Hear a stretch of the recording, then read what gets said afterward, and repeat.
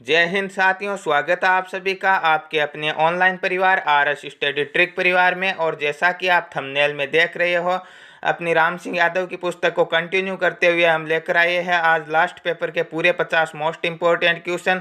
और आज ये आपकी पुस्तक कंप्लीट हो जाएगी। उसके पश्चात भी ये क्लास आपकी कंटिन्यू चलने वाली है, जिसमें आपकी सुबह 10 बजे वाली मैथ रीजनिंग वाली क्लास फिर से शुरू कर दी जाएगी। इसके अलावा राम सिंह यादव की बली बुक के सारे क्वेश्चन लेकर आएंगे, जिसमें हम अलग अलग एक दिन जीके के, फिर साइंस के और फिर आपके मैथ के क्वेश्चन करेंगे। और इसके अलावा भी हम टॉपिक वाइज आपके सामने रोजाना मिलते रहेंगे। तो रोजाना समय पर वीडियो पाने के लिए चैनल को सब्सक्राइब कर लीजिए और नोटिफिकेशन बेल को ऑन कर लीजिए, ताकि आने वाले वीडियो की पल पल की अपडेट आप तक समय पर पहुंचती रहे। साथ ही इन सभी की पीडीएफ फाइल और अनेक प्रकार के नोट्स प्राप्त करने के लिए आज ही हमारे टेलीग्राम चैनल को ज्वाइन कर लीजिए, जिसका लिंक आपके डिस्क्रिप्शन में दिया गया है। और यदि आप हेराल्ड पुस्तक के पूरे 50 पेपर देखना चाहते हो और राम सिंह यादव की पुस्तक के इसके 1 से लेकर 50 पेपर देखना चाहते हो, तो उनकी प्ले लिस्ट का लिंक आपके डिस्क्रिप्शन में डाल दिया है, या फिर आप चैनल पर जाकर सीधे प्ले लिस्ट चेक कर सकते हो, वहाँ पर भी आपको मिल जाएगी। तो चलते हैं आज के पहले क्वेश्चन की ओर। पहले पार्ट में हम जीके के 15 मोस्ट इंपॉर्टेंट क्वेश्चन करने वाले हैं। तो ये पहला भाग है सामान्य ज्ञान का, और जिसका पहला क्वेश्चन दिया गया कि जलियांवाला बाग हत्याकांड कब हुआ था? 15 अगस्त 1919, 13 अप्रैल 1919, 20 जून 1920 या 19 जून 1919। तो जलियांवाला बाग हत्याकांड की चर्चा करते हैं तो वैसाखी के दिन कब हुआ था? वैसाखी के दिन पंजाब के अमृतसर में जनरल डायर द्वारा गोलियां चलाई गई थी। कौन था इसका जिम्मेदार? जनरल डायर था। और कब हुआ था? ये वैसाखी के दिन 13 अप्रैल 1919 को हुआ था, जिसका ऑप्शन नंबर बी में दिया गया। तो ऑप्शन नंबर बी राइट होगा। और जनरल डायर को मारकर इसका बदला किसने लिया था? सरदार उधम सिंह ने लिया था। नेक्स्ट क्वेश्चन है, लज्जा नामक किताब की लेखिका का नाम क्या है? तेहमीना दुरानी, तस्लीमा नसरीन, तरला दलाल या बेनजीर भुट्टो। तो लज्जा नामक किसकी पुस्तक है? तस्लीमा नसरीन की पुस्तक है। ऑप्शन बी में दिया गया। तो ऑप्शन बी क्या होगा? इसका करेक्ट आंसर होगा। नेक्स्ट क्वेश्चन है कि आगरा से कौन सा राष्ट्रीय राजमार्ग गुजरता है? NH2, NH4, NH7 या NH9। तो आगरा से NH2 गुजरता है। ऑप्शन नंबर ए राइट होगा यहाँ पे। नेक्स्ट क्वेश्चन, राष्ट्रीय रक्षा अकादमी कहाँ पर स्थित है? देहरादून, चेन्नई, खड़गवासला या नागपुर। तो राष्ट्रीय रक्षा अकादमी कहाँ स्थित है? खड़गवासला में स्थित है। ऑप्शन नंबर सी राइट होगा। एनी बेसेंट द्वारा चलाया गया आंदोलन कौन सा था? भारत छोड़ो, खिलाफत, होम रूल या इनमें से कोई नहीं। तो 1916 में कब? 1916 में एनी बेसेंट और एक और कौन थे इसके साथ? लोकमान्य बाल गंगाधर तिलक थे। उन्होंने क्रमशः मुंबई और पुणे में यह आंदोलन चलाया था, जिसका नाम था home rule league. Option number C right होगा। एनी बेसेंट कौन थी? एनी बेसेंट भारतीय राष्ट्रीय कांग्रेस की प्रथम महिला अध्यक्ष थी। और यदि बात करें भारतीय राष्ट्रीय कांग्रेस की प्रथम भारतीय महिला अध्यक्ष की, तो वो सरोजिनी नायडू थी। नेक्स्ट क्वेश्चन, नीरज चोपड़ा किस खेल से संबंधित है? Discus throw, javelin throw, shot put या धावक। तो किस खेल से संबंधित है नीरज चोपड़ा का संबंध? नीरज चोपड़ा ने टोक्यो ओलंपिक में कब? 2021 में, जो 2020 में आयोजित होना था, 2021 में हुआ था। टोक्यो ओलंपिक में भारत के लिए गोल्ड मेडल जीता था। और उसी दिन, जिस दिन इन्होंने गोल्ड मेडल जीता था, कब जीता? 7 अगस्त 2021 को। और 7 अगस्त को प्रतिवर्ष क्या मनाया जाएगा? भाला फेंक दिवस मनाया जाएगा। तो आपको पता चल ही गया कि नीरज चोपड़ा का संबंध किस खेल से है? भाला फेंक या जेवलिन थ्रो से। ऑप्शन नंबर बी राइट होगा यहाँ पे। नेक्स्ट क्वेश्चन, सऊदी अरब की मुद्रा क्या है? दिनार, लीरा, रियाल या इनमें से कोई नहीं। तो सऊदी अरब की मुद्रा क्या होगी? रियाल होगी। ऑप्शन नंबर सी राइट होगा यहाँ पे। वेदों में सबसे पुराना वेद कौन सा? ऋग्वेद, अथर्ववेद, सामवेद या यजुर्वेद। तो सबसे पुराना वेद कौन सा है? ऋग्वेद है। दो प्रकार की वैदिक सभ्यता, एक तो ऋग्वैदिक सभ्यता होगी, और बाकी तीनों को क्या, वेदों की सभ्यता को क्या माना जाता है? उत्तर वैदिक सभ्यता माना जाता है। तो सबसे पुराना कौन सा होगा? ऋग्वेद होगा। परंतु यदि पूछा जाए वेद त्रय में कौन सा वेद शामिल नहीं है, यह क्वेश्चन बार बार पूछा जाता है, तो ऋग्वेद, सामवेद और यजुर्वेद तीनों क्या वेद त्रय में शामिल है, परंतु अथर्ववेद नहीं है। नेक्स्ट क्वेश्चन, पंडित शिव कुमार शर्मा का संबंध किस वाद्य यंत्र से है? तबला, सितार, सरोद या संतूर। तो पंडित शिव कुमार शर्मा का संबंध संतूर वाद्य यंत्र से है। ऑप्शन नंबर डी राइट होगा। नेक्स्ट क्वेश्चन है कि लोकसभा का सदस्य होने के लिए न्यूनतम आयु क्या है? 21 वर्ष, 25 वर्ष, 30 वर्ष या इनमें से कोई नहीं। तो आपको पिछले पेपर में भी बताया था कि राष्ट्रपति, उपराष्ट्रपति और राज्यपाल, इन तीनों पदों के लिए न्यूनतम आयु क्या होती है? 35 वर्ष होती है। राज्यसभा का सदस्य बनने के लिए न्यूनतम आयु 30 वर्ष होती है, और बाकी सभी के लिए 25 वर्ष होती है। परंतु ध्यान रहे, पंचायती राज का चुनाव लड़ने के लिए कितनी अनिवार्य? 21 वर्ष अनिवार्य है। तो लोकसभा का सदस्य बनने के लिए कितनी आवश्यक है? 25 वर्ष। इसके अलावा प्रधानमंत्री बनने, मुख्यमंत्री बनने और विधानसभा का सदस्य बनने के लिए भी कितनी है? 25 वर्ष है। नेक्स्ट क्वेश्चन है कि रंगास्वामी कप किस खेल से संबंधित है? फुटबॉल, वॉलीबॉल या हॉकी? तो रंगास्वामी कप का संबंध किस खेल से? हॉकी से। ऑप्शन नंबर सी राइट होगा यहाँ पे। पृथ्वी को दो बराबर भागों में बांटने वाली काल्पनिक रेखा का नाम क्या है? अक्षांश रेखा, भूमध्य रेखा, देशांतर रेखा या इनमें से कोई नहीं? तो पृथ्वी को दो बराबर भागों में कौन सी रेखा बांटती है? 0 डिग्री अक्षांश बांटती है, जिसे हम क्या कहते हैं? जिसे हम विषुवत रेखा भी कहते हैं। क्या करेंगे? विषुवत रेखा भी कहते हैं। इसके अलावा उसे भूमध्य रेखा भी कहते हैं। ऑप्शन नंबर बी राइट होगा यहाँ पे। नेक्स्ट क्वेश्चन, एवरेस्ट पर विजय प्राप्त करने वाली पहली भारतीय महिला कौन थी? बचेंद्री पाल, जुंको तेबई, शेरपा लकपा या इनमें से कोई नहीं? तो जुंको तेबई कौन थी? विश्व में प्रथम एवरेस्ट पर चढ़ने वाली थी, जो किस देश की है? जापान की रहने वाली है। यदि भारतीय महिला की बात करें तो भारतीय महिला कौन थी? बचेंद्री पाल थी। ऑप्शन नंबर ए राइट होगा यहाँ पे। और 2 बार चढ़ने वाली भारतीय का नाम आए तो वो संतोष यादव थी। नेक्स्ट क्वेश्चन, दार्जिलिंग किस राज्य में स्थित है? असम, पश्चिम बंगाल, सिक्किम या उत्तर प्रदेश? तो दार्जिलिंग किस राज्य में है? पश्चिम बंगाल में। ऑप्शन नंबर बी राइट होगा यहाँ पे। नेक्स्ट क्वेश्चन और जीके का लास्ट क्वेश्चन है कि तिरंगे झंडे के अशोक चक्र में तीलियों की संख्या कितनी होती है? 12, 18, 24 या 32? तो कितनी तीलियां होती है? जो बीच में नीले रंग का चक्कर होता है उसमें 24 तीलियां होती है। ऑप्शन नंबर सी राइट होगा। तो ये थे आपके जीके के 15 मोस्ट इंपॉर्टेंट क्वेश्चन। अब हम चर्चा करेंगे विज्ञान के प्रश्नों की। तो विज्ञान का पहला प्रश्न आपकी स्क्रीन पर आपके सामने दिया गया है कि घरों में विद्युत परिपथ का स्वरूप क्या होता है? श्रेणी क्रम, पार्श्व क्रम, मिश्रित या इनमें से कोई नहीं? तो घरों में विद्युत परिपथ का स्वरूप क्या होता है? समांतर क्रम या पार्श्व क्रम होता है। ऑप्शन नंबर बी राइट होगा यहाँ पे। नेक्स्ट क्वेश्चन है, एक अवतल दर्पण द्वारा बनाया गया प्रतिबिंब कैसा होता है? आभासी, वास्तविक, सीधा या इनमें से कोई नहीं? तो अवतल दर्पण द्वारा वास्तविक प्रतिबिंब बनाया जाता है। ऑप्शन नंबर बी राइट होगा यहाँ पे। ध्वनि की आवाज़ को किस स्केल में मापा जाता है? हर्ट्ज में, मेगा, डेसिबल या इनमें से कोई नहीं? तो ध्वनि की आवाज़ को किस स्केल से मापा जाता है? डेसिबल पर मापा जाता है। ऑप्शन नंबर सी राइट होगा यहाँ पे। नेक्स्ट क्वेश्चन, निश्चित दिशा में वस्तु की स्थिति में परिवर्तन को क्या कहते हैं? किसी निश्चित दिशा में वस्तु की स्थिति के परिवर्तन को हम विस्थापन कहते हैं, जो कि वेग, त्वरण या द्रव्यमान ये तीनों ही नहीं है। तो ऑप्शन नंबर डी राइट हो जाएगा, इनमें से कोई नहीं। एक गैलन में कितने लीटर होते हैं? 5, 4.546, 5.125 या 2.5? तो कितने होते हैं? 4.546 या हम कह सकते हैं 4.546 लीटर होते हैं। ऑप्शन नंबर बी राइट होगा यहाँ पे। नेक्स्ट क्वेश्चन है कि वायु में ध्वनि की चाल कितनी होती है? 325 मीटर प्रति सेकंड, 332 मीटर प्रति सेकंड, 232 मीटर प्रति सेकंड या 340 मीटर प्रति सेकंड? तो वायु में ध्वनि की चाल 332 मीटर प्रति सेकंड होती है। ऑप्शन नंबर बी राइट होगा यहाँ पे। नेक्स्ट है, एक गतिमान पिंड में इनमें से क्या नहीं पाया जाता है? वेग, गतिमात्रा, गतिज ऊर्जा या स्थितिज ऊर्जा? तो गतिमान पिंड में स्थितिज ऊर्जा नहीं पाई जाती है। ऑप्शन नंबर डी राइट होगा यहाँ पे। सोडियम बाइकार्बोनेट का घरेलू नाम क्या होता है? NaHCO3, जिसका सूत्र होता है कपड़े धोने का सोडा NaOH होता है, जिसे सोडियम हाइड्रोक्साइड कहते हैं। ठीक है। साधारण नमक, जिसे सोडियम क्लोराइड कहते हैं, NaCl होता है। और सोडियम बाइकार्बोनेट का घरेलू नाम क्या है? खाने का soda. Option number B right होगा यहाँ पे। नेक्स्ट क्वेश्चन, रासायनिक अभिक्रियाओं की दर कौन से पदार्थ परिवर्तन कर सकते हैं?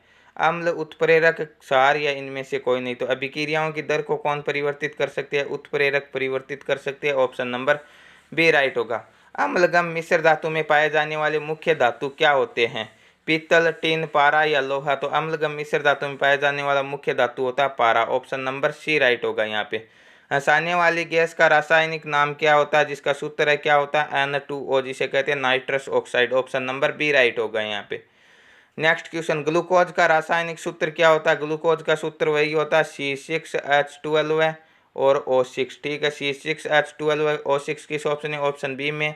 ऑप्शन बी राइट हो जाएगा यहाँ पे। नेक्स्ट क्वेश्चन, कार्बन का अपर रूप इनमें से कौन सा है? फ्लोरीन, ग्रेनाइट, हीरा या इनमें से कोई नहीं? तो कार्बन का अपर रूप कौन सा होता है? हीरा होता है, जो प्रकृति का सबसे कठोर पदार्थ है।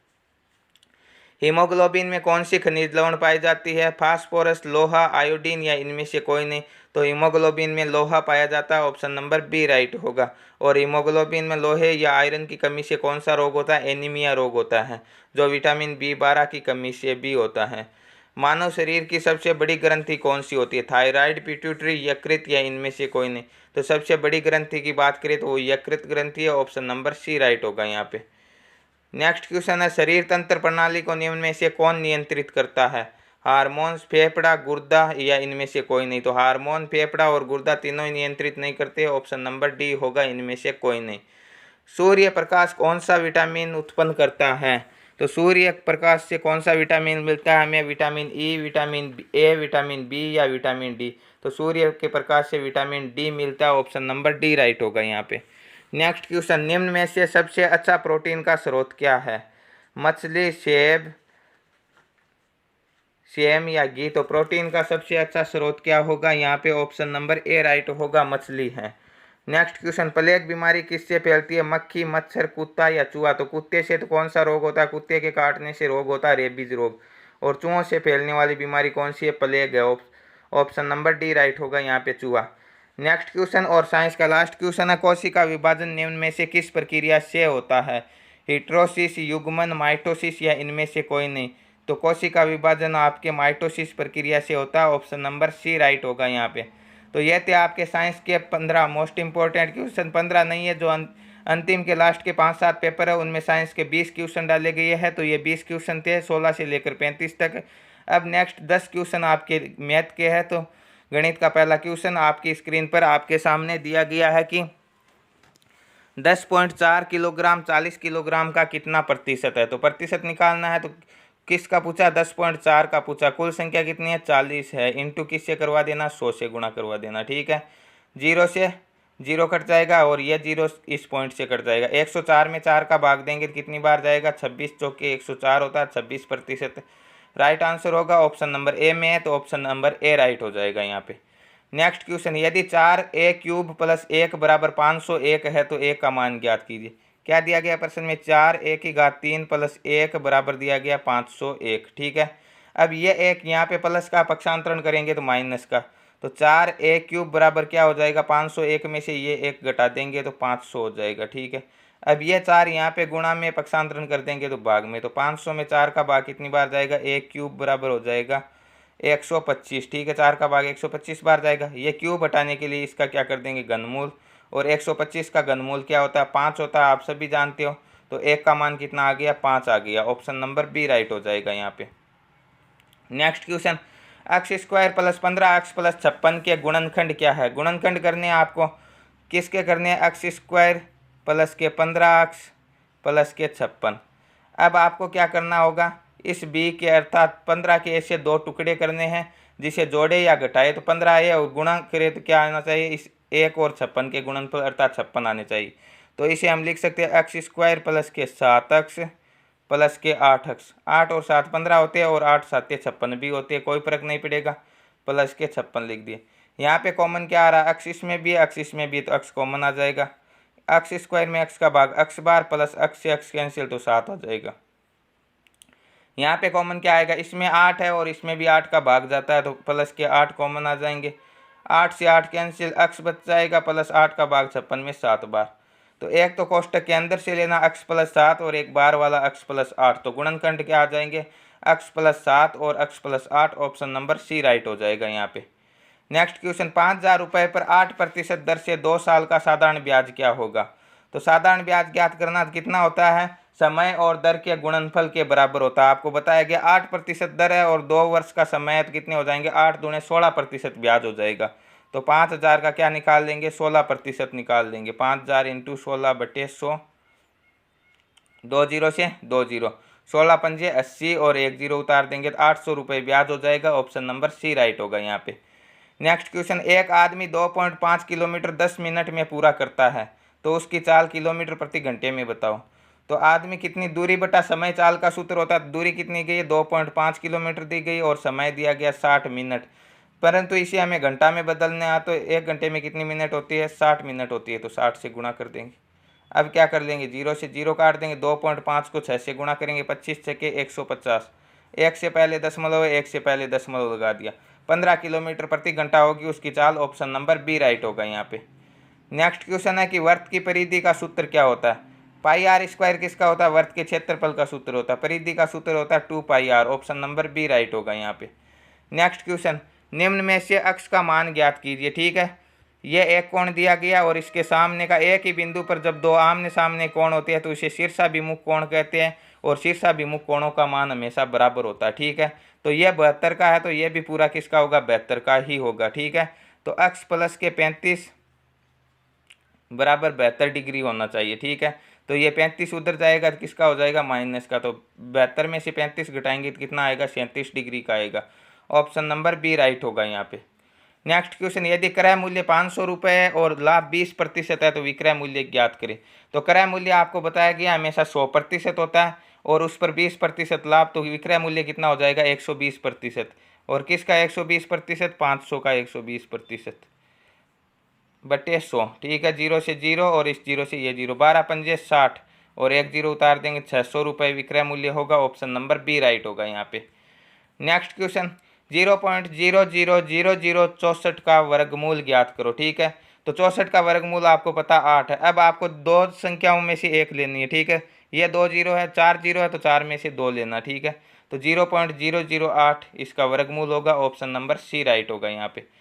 नेक्स्ट क्वेश्चन और गणित का लास्ट क्वेश्चन दिया गया कि यदि किसी वर्ग का क्षेत्रफल 144 वर्ग मीटर है तो उसकी भुजा कितनी होगी।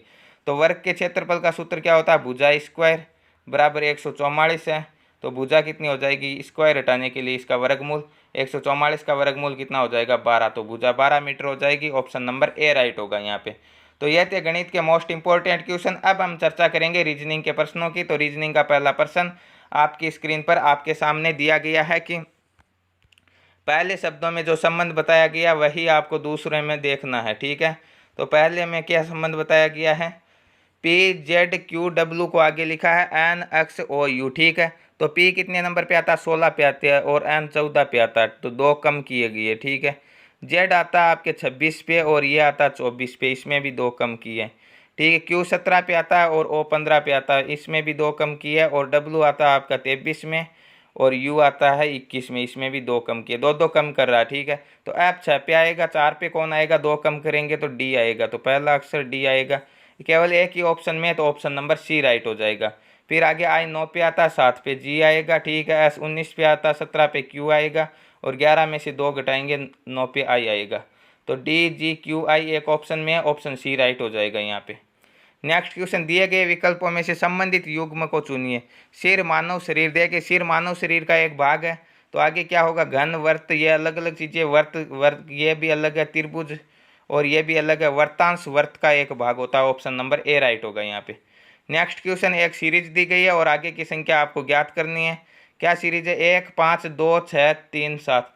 देखिए 1 और 4 5, 4 जोड़े पहले, फिर 5 2 3 घटाए, फिर 2 और 4 6, 4 जोड़े, फिर 6 में से 3 घटाए तो 3 आए, फिर 3 में 4 जोड़े तो 7 आए।